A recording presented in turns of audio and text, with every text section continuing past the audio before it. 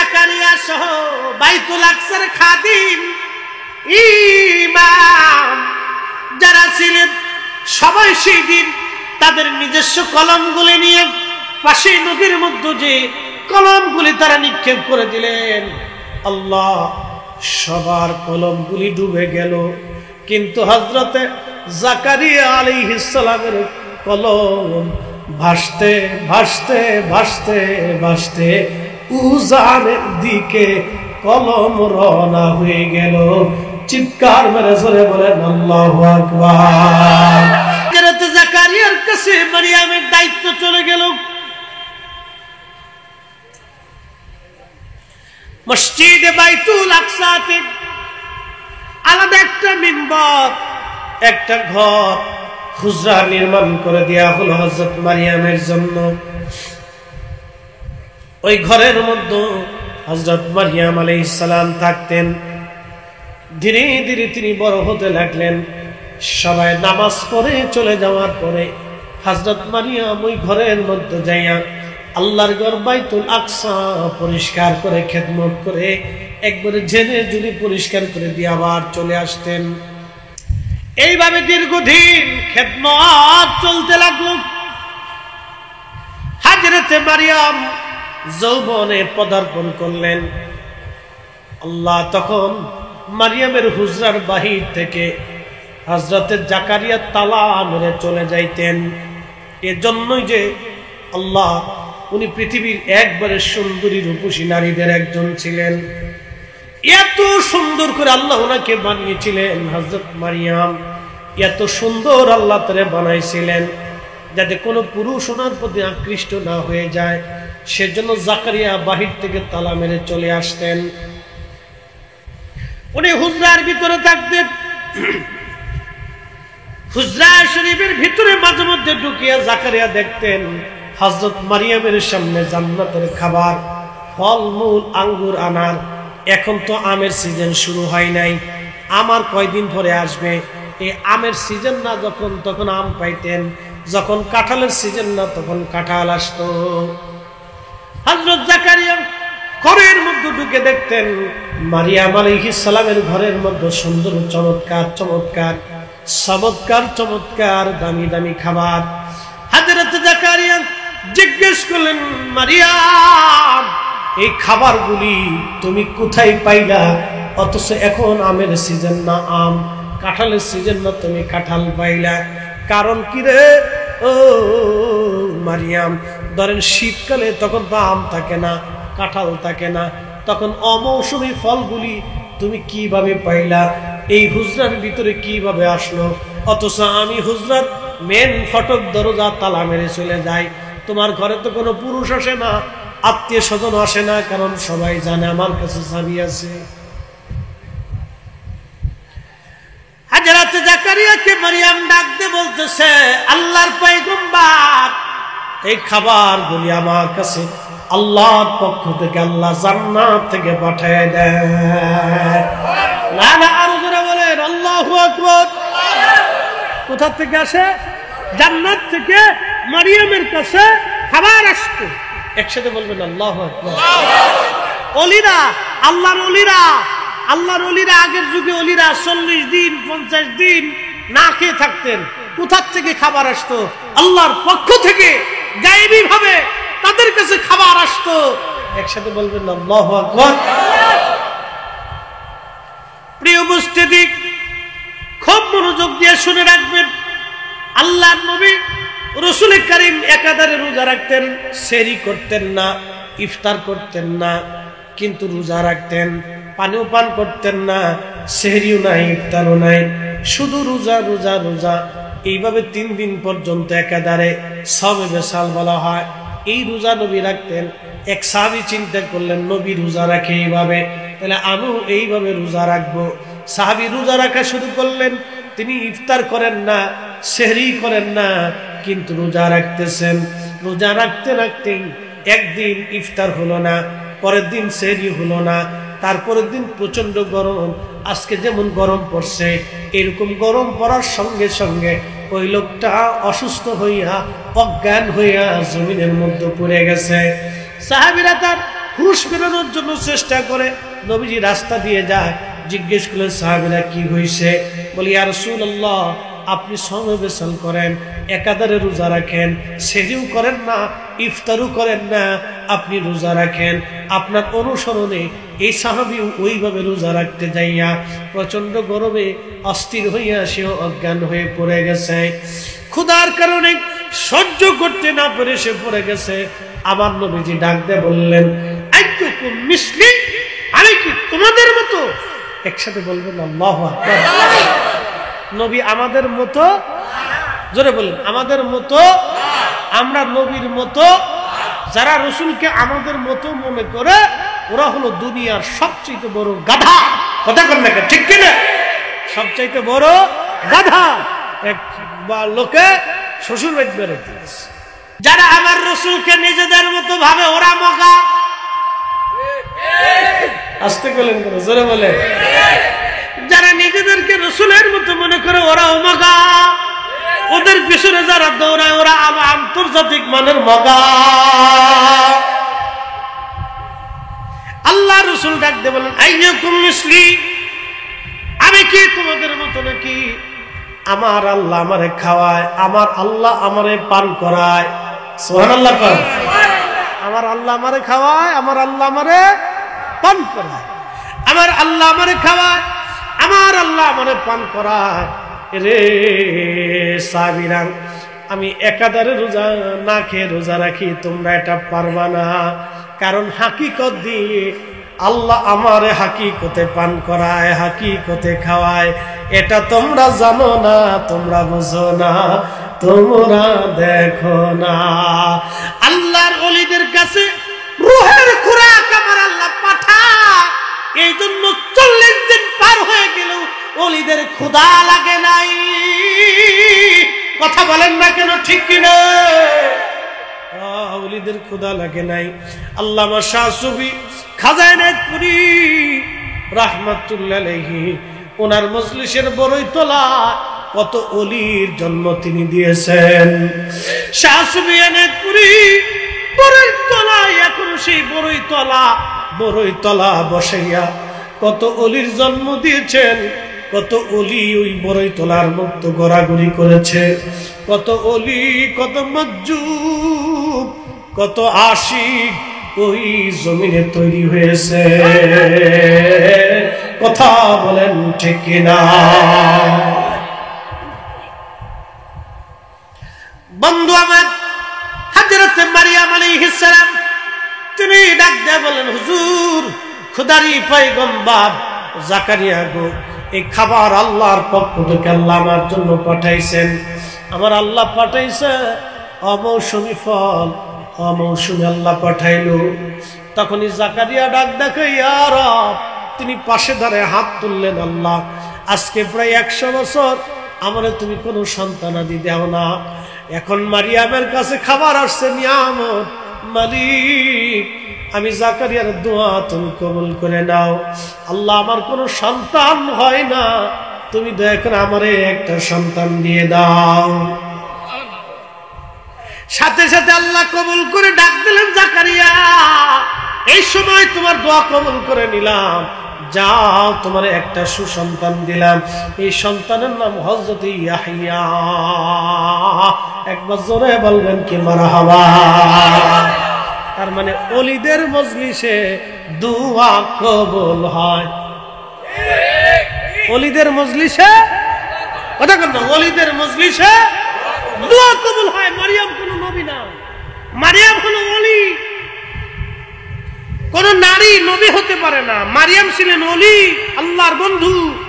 ওই সময় আল্লাহর পক্ষ থেকে তার উপরে খাবার আসছে। তখনই জাকারিয়া কয়, ইয়া রব, এই সময় আপনি আমার দোয়াকে কবুল করে নেন আল্লাহ। জাকারিয়া বুঝে ফেলেছে এই মুহূর্তটা খুব গুরুত্বপূর্ণ। আল্লাহ, দোয়া কবুল করেন, আমার তো ছেলেগুলা দেন না, বাচ্চা কাচ্চা দেন না, আল্লাহ আমার একটা সন্তান আপনি দিয়ে দেন। তখনই আল্লাহ ডাক দিলেন, জাকারিয়া, তোমার দোয়াকে আজ মঞ্জুর করলাম। 100 বছর পরে তোমার দোয়াকে আজ আল্লাহ মঞ্জুর করলাম। যাও, একটা সন্তান তোমার দিলাম, সন্তানের নাম ইয়াহইয়া। সে, তাকেও আমি আল্লাহ নবী হিসেবে কবুল করে নিলাম। ইয়াহইয়া। বন্ধু আমার খুব মনোযোগ দিয়ে, এই জন্য ওলিদের মজলিসে দোয়া কবুল হয়, ওলিদের মজলিসে দোয়া কবুল হয়, ওলিদের মজলিসে দোয়া কবুল হয়। আমরা যারা ওলি আল্লাহর পাগল, আমাদের বুলন্দ নসিব, ঠিক কি না? আল্লাহ আল্লাহ কবুল করুক, জোরে বলেন আমিন। হযরত জাকারিয়া আলাইহিস সালাম দোয়া করলেন, তিনি দোয়া কবুল হয়ে গেল। আল্লাহ কিছুদিন পরে মারিয়াম আলাইহিস সালাম অন্তঃসত্ত্বা হলেন। কেমনে হলেন তার ঘটনার ভিতরে আসছে। হযরত মারিয়াম আলাইহিস সালাম নিজের হুজরার মধ্যে ছিলেন। একদিন আমার আল্লাহ জিবরাইলকে পাঠাইলেন। জিবরাইল নূরের তৈরি ফেরেশতাকে যুবকের আকৃতি দিয়া, সুন্দর চেহারা দিয়া মারিয়াম আলাইহিস সালামের ঘরের মধ্যে পাঠাইলেন। ওনার ঘরের মধ্যে তো বাহির থেকে কোনো পুরুষ মানুষ যাইতেন না, কারণ ওনার হুজরার মেইন দরজাটা হযরত জাকারিয়া তালা মেরে রাখতেন, যাতে কেউ ওনাকে উত্ত্যক্ত করতে না পারে। কারণ জাকারিয়া তো সব সময় হুজরায় থাকতেন না, তাহলে ওনার নিরাপত্তা কে দিবে? এই জন্য উনি তালা মেরে রেখে চলে যাইতেন। হযরত মারিয়াম গোসলখানা থেকে তিনি বের হয়ে আসলেন। হঠাৎ করে দেখতেছেন মেন দরজার সামনে একজন সুদর্শন যুবক দাঁড়ায় রয়েছে। যুবক দাঁড়িয়ে হযরত মারিয়াম আলাইহিস সালাম জিজ্ঞেস করলেন, এ যুবক তুমি কে? সাবধান, তুমি আমার কাছে আসবে না, কারণ আল্লাহ আমারে পবিত্র রেখেছেন। দুনিয়ার কোনো পুরুষ আমার শরীর স্পর্শ করে নাই, দুনিয়ার কোনো বেগানা পুরুষ আমাকে দেখে নাই। আল্লাহু আকবার। না না, আরো জোরে বলেন আল্লাহু আকবার। ঘুম আসতেছে? ঘুম আসে? একসাথে তাকবীর হয়। নারে তাকবীর। না না, তাকবীর। আল্লাহর একত্ববোধের আওয়াজটা আরো জোরে হইতো। আপনাদের দেশে ফুটবল খেলা হলে দেখবেন পাবলিক এমনি হুদেই চিল্লে, কি কথা কেন? তখন কিন্তু খেলোয়াড়রা কয় না যে চিল্লেন দেন, মেসি কিন্তু কয় না যে আমি চিল্লেন দেন, আমি গোল একটা দিছি, চিল্লেন দেন, জোরে চিল্লেন দেন। এমনি কিন্তু ভাবলি কি, ওরে বাপরে বাপ, লুঙ্গির কাপড় খুলে মাথায় ঘুরাইতেছে, দিছে রে, ব্রাজিলের দিকে ঘুরে কয় দিছে রে। আবার নেইমার একটা দিলে ব্রাজিলের গ্রুপ লুঙ্গি ঘুরে, আর এই আর্জেন্টিনার গ্রুপের দিকে ঘুরে কয় দিছে রে, মানে ফাড়াফাড়ি আর কি। গোল দেয় একজন, খুশি হয় আর একজন। পাবলিকের কোন তালের ঠিক নেই, একসাথে তাকবীর হবে। তাহলে এই সৃষ্টি কার? তাহলে তাকবীর হবে কার? আল্লাহর পরে সৃষ্টি আল্লাহ যার জন্য বানাইছেন তিনি নবী, আল্লাহর পরে রাসূলের স্লোগান চলবে। কথা কোন ঠিক কিনা? নারে তাকবীর, নারে রিসালাত, আহলে সুন্নাত ওয়াল জামাত, তরিকায়ে নকশবন্দিয়া মুজাদ্দিদিয়া, সিলসিলা এনায়েতপুরি, খাজা বাবা এনায়েতপুরি। নারে তাকবীর। খুব মনোযোগ দিয়ে হযরত মারিয়াম আলাইহিস সালাম ডাক দিলেন, যুবক তুমি আমার কাছে আসবে না, সাবধান। মারিয়াম আলাইহিস সালাম ভয় পাইতে লাগলেন, হায় হায়, আমার রুমের ভিতরে বেগানা যুবক কিভাবে আসলো? হাজরাতে মারিয়াম ডাক দিয়ে বলতে চাই, যুবক তুমি আমার দিকে আগাবা না। তখন জিবরাইল ডাক দিয়ে বললেন, মারিয়াম ভয় পাবেন না, আমি কোন মানুষ না, আমি খোদার ফেরেশতা জিবরাইল আমিন। বলে আপনি জিবরাইল কি জন্য আসছেন? বলে আল্লাহর পক্ষ থেকে একটা পবিত্র সন্তান দেওয়ার জন্য আসছি। কি সন্তান? আল্লাহর পক্ষ থেকে পবিত্র সন্তান দেওয়ার জন্য আসছি। হযরত মারিয়াম বলতেছে, জিবরাইল রে, সন্তান যে আপনি আমাদের দিবেন, আমার তো বিয়ে শাদী হয় নাই, কোন পুরুষ তো আমার কোন স্বামী না, আমার কোন পুরুষ আমাকে স্পর্শ করে নাই, আমার কি করে সন্তান আসবে? জিবরাইল ডাক দিয়ে বলেন, মারিয়াম আল্লাহর হুকুম যেইভাবে সেইভাবে হবে, কুরআনে আল্লাহ বলেন ইন্নামা ইযা আরাদা শাইআন আইয়াকুলা লাহু কুন ফায়াকুন।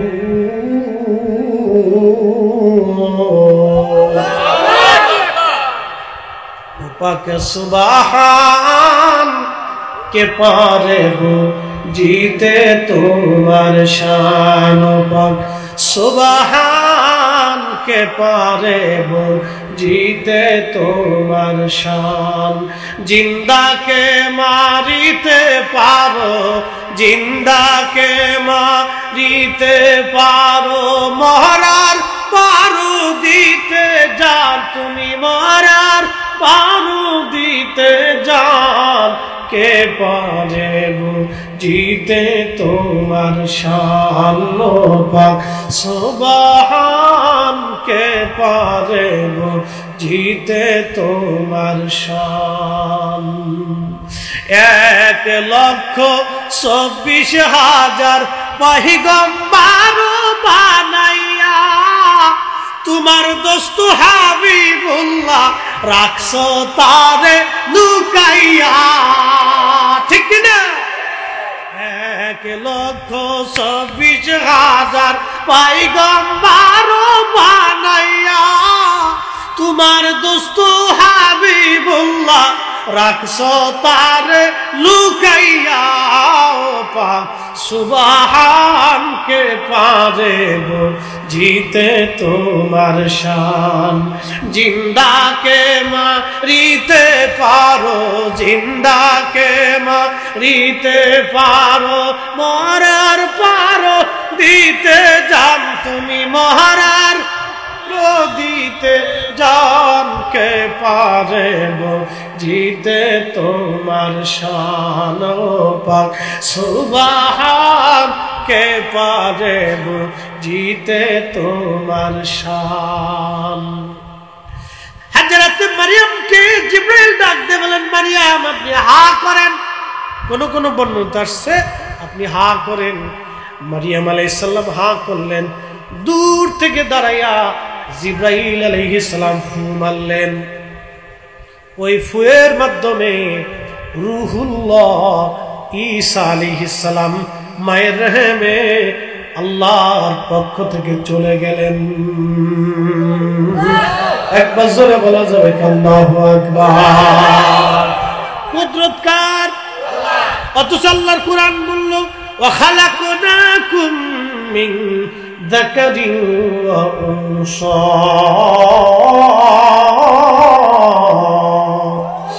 আমি একজন পুরুষ আর একজন নারী দিয়া মানব জাতির বংশ বিস্তার করছি, কিন্তু ঈসা নবীর মা মাসে বাবা নাই।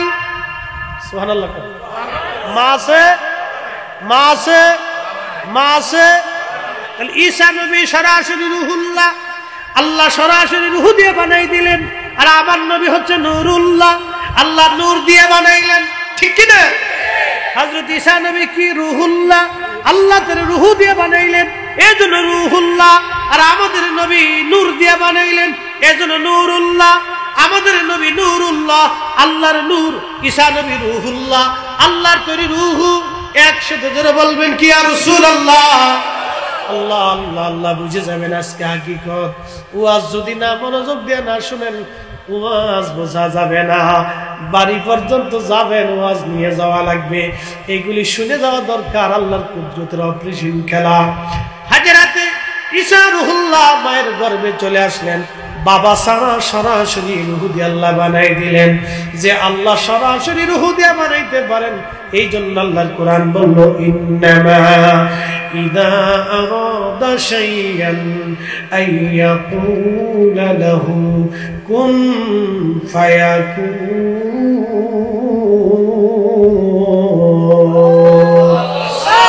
আল্লাহ যখন কোনো কিছু সৃষ্টি করার ইচ্ছা পোষণ করবেন, ইরাদা করবেন, নিয়ত করবেন, বা আল্লাহর ইচ্ছা হবে আমি এটা বানাবো, শুধু বলবেন কুন হয়ে যাও, ফায়াকুন, সাথে সাথে হয়ে যাবে। এক সেকেন্ড দেরি হবে না। এই কুদরতের মালিক কে?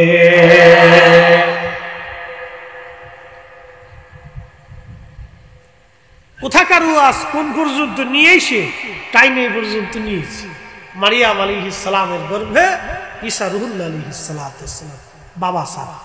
কিন্তু আল্লাহ আমাদেরকে বানাইছেন কি দিয়া? জাআলা নাসলাহু মিন সুলালাতিন মিন মাইন মাহিন, বাবা এবং মায়ের নির্গত শরীর থেকে নির্যাস পানি দিয়ে 40 দিন পানিটাকে রেহেমের ভিতরে রিফাইন করলেন। এরপরে 40 দিন পরে রক্ত হলো, রক্তপিণ্ডটাকে 40 দিন রেহেমের ভিতরে রিফাইন করলেন। এরপরে গোশত হলো, গোশতটাকে 40 দিন মায়ের রেহেমের ভিতরে আল্লাহ রিফাইন করতে লাগলেন। একসাথে বলা যাবে আল্লাহু আকবার। কিন্তু ঈসা আলাইহিস সালাম এইভাবে তৈরি ছিলেন না, তেনাকে আল্লাহ সরাসরি বানাইছে। আর আমার নবী ওইভাবে তৈরি ছিলেন না, আল্লাহ নূর দিয়ে বানাইছে। কি দিয়ে বানাইছে? হ্যাঁ, নূর দিয়ে বানাইছে। এ নবীর উম্মত মতলববাসী, 40 দিন 40 40 তেসরা 12 120 দিন 3-4 মাস পর, কয় মাস? আমার দিকে দেখেন, কয় মাস? 4 মাস।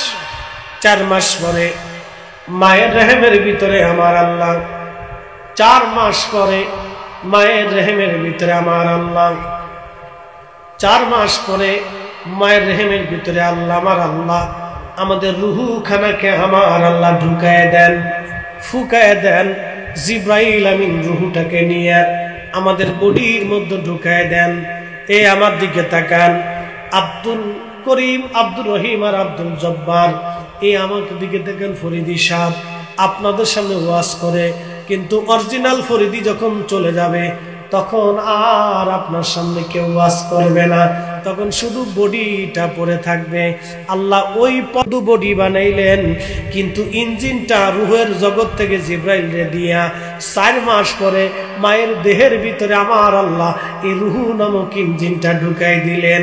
কিন্তু আজও পর্যন্ত আমরা এই ইঞ্জিন দেখতে পারলাম না, এই ইঞ্জিন আজও পর্যন্ত দেখতে পারলাম না।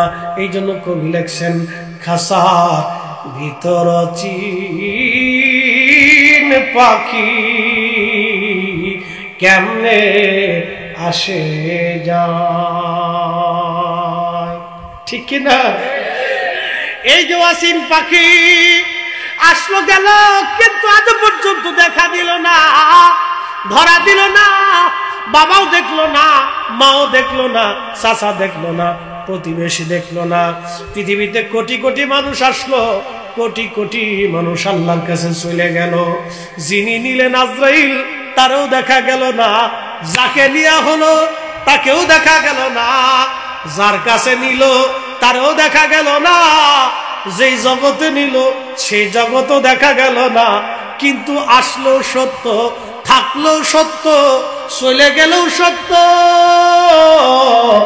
কথা কন না কেন, ঠিক কিনা? আসছে সত্য, চলে গেলেও সত্য, নিয়ে গেলেও সত্য। যে জগতে গেল সেই জগৎও সত্য। যিনি নিলেন তিনিও সত্য। যার দরবারে নিলেন সেই মালিকও সত্য, আমরা সত্য। কিন্তু আমরা আসল সত্যটা বুঝতে পারলাম না। এই আসল সত্য বুঝতে হলে আল্লাহর ওলির কদম ছাড়া আর কোনো রাস্তা নাই। কথা কন না কেন, ঠিক কিনা? ভেদ মারেফত বুঝতে হলে ওলিদের জগতে মেহনত করতে। ওরে আল্লাহ নবীর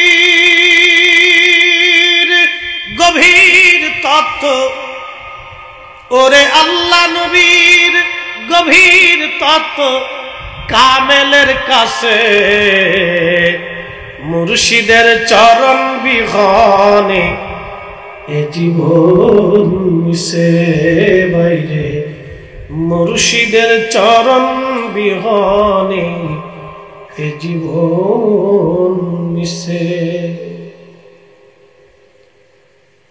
শাহ সুফি খাজা বাবা এনায়েতপুরীর দরবারে বলবো, এটা বলিয়ে তারপরে দোয়ার দিকে চলে যেতে। কারণ তরিকতের মজলিস একটু না বললে মজা লাগবে না, অন্তরের একটা শান্তির দরকার আছে, ঠিক কিনা?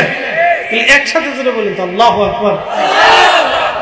তৎকালীন জমানায় ব্রিটিশ আমলে এক ভদ্রলোক, মনে দেখবে ব্রিটিশ আমলে এক ভদ্রলোক কামিল পাশ করিয়েছে। কামিল পাশ করেছে।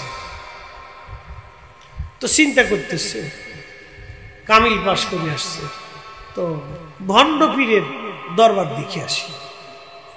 তো কিছু লোকের আমাদের দেশে তো কিছু এলেম টেলেম কালাম হইলে একবার মনে করে বিরাট কিছু হয়ে গেছে, কথা ঠিক কিনা?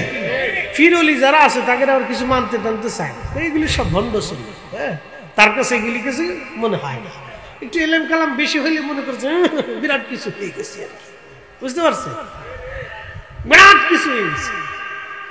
তো উনি এরকম এনায়েতপুর দরবার শরীফ দেখতে আসছে, তখন ব্রিটিশ আমল। খাজা বাবা এনায়েতপুরের দরবারে আসছে। ওই আলেম লোকটা আসার পরে তিনি দরবার ঘুরে ঘুরে দেখতেছেন। জোহরের নামাজের আজান পড়ল, ঘুরে ঘুরে দেখে দরবারে কিছু পাগল আছে। আপনারা জানেন খাজা বাবা এনায়েতপুরি কিছু পাগল তিনি পালতেন, মজ্জুব মজ্জুব মজ্জুব, কথা কন না? কিছু মজ্জুব ছিল। মজ্জুব এটা আলাদা জগৎ। ওই বড়ই তলায় কিছু মজ্জুব থাকতো, তারা শুধু মজ্জুব না, তারা দুনিয়া বিরাগী মজ্জুব ছিল। আমরা সবাই দুনিয়ার পাগল, আর এরা ছিল আল্লাহর পাগল। কি কথা কন না? আমরা সবাই আজকে দুনিয়ার পাগল। ফরিদি সাহেব দুনিয়ার পাগল। কি কথা, খারাপ করতেছি আমি? আমার কথা বাদ দিলাম আছে। আমি ফরিদি সাহেব দুনিয়ার পাগল, ও আপনারও দুনিয়ার পাগল। কেউ বউয়ের পাগল, কেউ টাকার পাগল, কেউ জমির পাগল, কেউ খাওয়ানোর পাগল। তার ভালো মন্দ খাওয়ান দিলে খুশি, কারো টাকা দিলে খুশি। কেউ আবার বউয়ের পাগল, বউ যা করবে তাই শুনবে। বউ যা বইতে গেলে বইতে থাকবে, হুইতে গেলে হুইয়া থাকবে। আর বউয়ের পাগল, বউয়ের পাগল হবে, এটা কিন্তু খারাপ না। বউয়ের পাগল, কেউ শ্বশুর বাড়ির পাগল, কেউ শালা সমুদ্রের পাগল, কেউ টাকার পাগল, কেউ দুনিয়ার ক্ষমতার পাগল, সবাই পাগল। কিন্তু মজ্জুব যারা, দুনিয়া বিরাগী জাহিদ যারা, তারা আল্লাহর পাগল, তারা আব্দুল মুর্শিদের পাগল, তারা রাসূলের পাগল হয়ে কবরে চলে যায়। কথা কন না কেন? ঠিক কিনা? ফরিদি সাহেব, আমরা বক্তা যারা, আমরা খ্যাতির পাগল। খ্যাতি হচ্ছে জনপ্রিয়তা বেশি হইলে আমরা এটার পাগল। আমরা সবাই পাগল। কিন্তু মজ্জুব যারা, দুনিয়া বিরাগী যারা, তারা দুনিয়াকে লাথি মেরে আল্লাহকে খুশি করতো, তারা আল্লাহর পাগল। কথা কন ঠিক কিনা? কার পাগল? কষ্ট হইতেছে আপনাদের? চলবে? হ্যাঁ, কেবল একটা বাজতেছে পুড়ে, 60টা না বাজলে তার হইল না। ঠিক আছে? আচ্ছা ঠিক আছে, ইনশাআল্লাহ। বুঝেন কিন্তু, বুঝছেন তো? ফজর বলেন ইনশাআল্লাহ। থাকা লাগবে না, নেকি লেখা হয়ে গেছে। থাকা লাগবে না, নেকি হয়ে গেছে। আবার চিন্তা করেন নেকি যেহেতু পাই গেছে, এবার যাই গেছে, থাকা লাগবে না, নেকি হয়ে গেছে। আল্লাহর ওলির দরবারে আসছে আলেম দেখার জন্য। তো দেখে কিছু পাগল। খাজা বাবা এনায়েতপুরি নামাজ পড়তে গেছে। পাগল তো পাগল, পাগলের তো কোনো শরীয়ত নাই। খাজা বাবা নামাজ পড়তে গেলেন, খাজা এনায়েতপুরি। খাজা বাবা এনায়েতপুরি নামাজ পড়তে গেলেন, জোহরের আজান পড়ে গেছে। যখন নামাজ পড়তে গেছে, নামাজ পড়তে যাওয়ার পরে খাজা বাবা নামাজ পড়তেছিলেন, আর ওই পাগলটা জুতা লইয়া বুকের মধ্যে নিয়া বাহিরে দাঁড়াই রইছে। মাওলানা সারা দরবার ঘুরে ঘুরে দেখে কোথাও কোনো বেদাত শিরিক নাই, কিন্তু আইসা দেখে পাগল জুতা নিয়ে দাঁড়াই রইছে। ডাক দেখাই, পাগল জুতা নিয়ে খালি রইছে, বেটা শিরিক করতেছিস, জুতার মধ্যে ভাইছিস কি? পাগলকে যখন মাওলানা ধমক দেয়, তখন পাগল আর সহ্য করতে পারে নাই, ডাক দেখায়, এই বদনাসর মাওলানা,